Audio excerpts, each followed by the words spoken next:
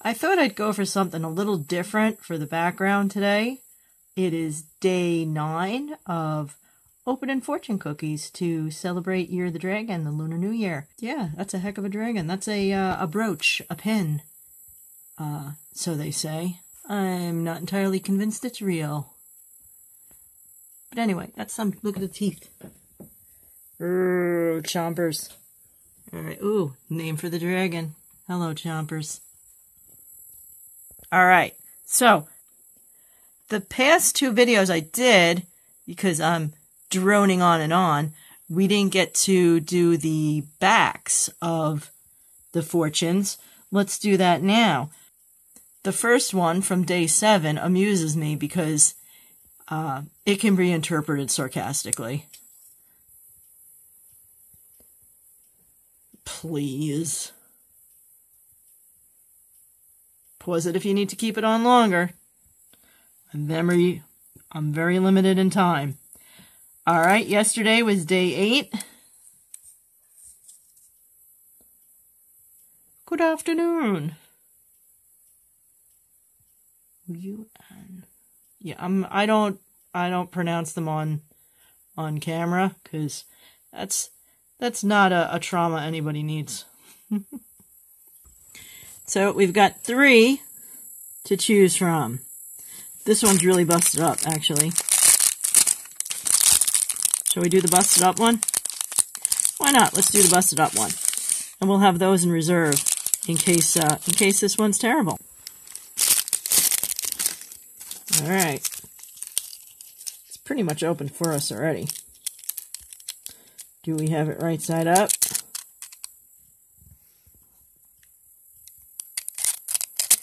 Ooh, what's this one going to be? Alter ideas, and you alter the world. That's very similar to another one we had. The one I'm thinking of was the, when you change mentally, you change physically, something along those lines. I don't remember. To one extent or another, the butterfly effect. Change one thing and you never know what else you'll change. There's a lot that can be said with that. I think, at least in the United States, there's a lot of politics that comes to mind. And the impact it's had. And then there's some things that are global. Some global ideas that have cropped up fairly recently around the globe. So, yeah, ideas have impact if they get anywhere. Maybe they only have impact in your life, in your town, in your family. Generally speaking, there's someone in a family that's very outspoken and has some interesting ideas. So there's a lot to think about with that one. Let's look at the back and not forget this time. And by let's, I mean me. Fish. It's an interesting one. You can use that when ordering, maybe, if your pronunciation's good. Let's do another. Look at how messy I got here. Oh my goodness. Alright, eeny, meeny, near. I tried to open it quickly with my teeth. Didn't work. Gotta actually put the phone down. Alright, let's see what we got. Gotta pull back from the computer so that I don't get crumbs on it. Upside down. Might be an interesting one. A great pleasure in life is doing what others say you can't. That is mostly true. I don't know if it's true for anybody, but I mean, who likes to be told you can't do something? Boy, I'm not encouraging being negative, but done the right way. Sometimes that's the best motivation you can give somebody, is to give them the idea that, yeah, I don't know if it's possible. That's a challenge.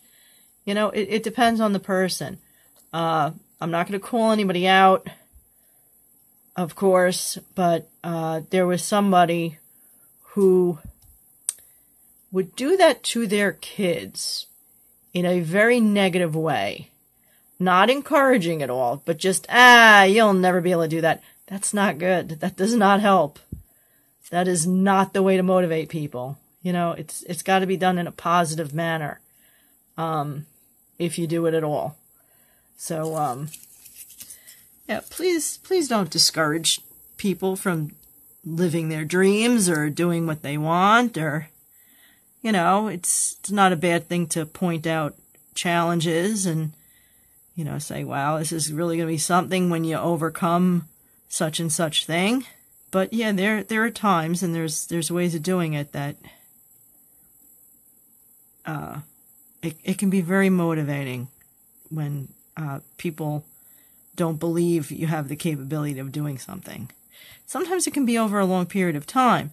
Another couple of people that come to mind is siblings, one of which had zero faith in the other, and they thought the younger one couldn't do anything. And the younger one wound up being quite capable. Yeah, nothing was said, just, living my life, doing fine, not dependent on you, all good, On that note, I should mention, dependence, double-edged sword. It's good to be involved in family and community, etc., if it's a positive environment. When dependence is necessary, then we have to, make sure we address that, because if something happens, I've seen too many couples that, something happens to one, either a separation, divorce, a death, that the other one is left lost. They can't either manage the day-to-day living, cooking, cleaning, mending, repair, bills, so on, or financial, or whatever. Ooh, there's my time. Cheers!